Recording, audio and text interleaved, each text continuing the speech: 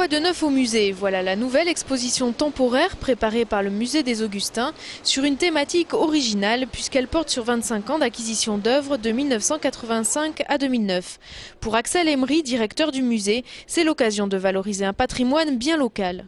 On veut montrer nos grandes orientations, c'est-à-dire à la fois une perspective de s'intéresser à l'histoire artistique de la ville, mais en même temps de montrer en quoi cette histoire a une résonance universelle.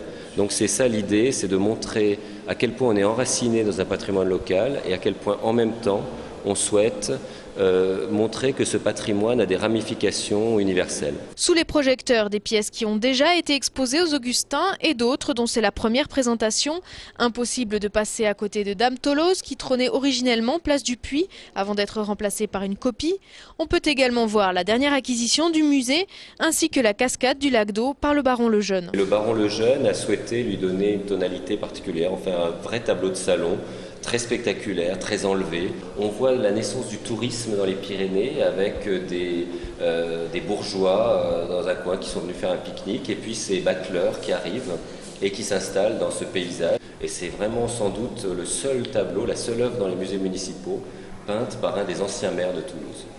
L'exposition présente chronologiquement 60 des quelques 160 œuvres acquises par le musée ces 25 dernières années, des œuvres à découvrir ou redécouvrir jusqu'au 2 novembre.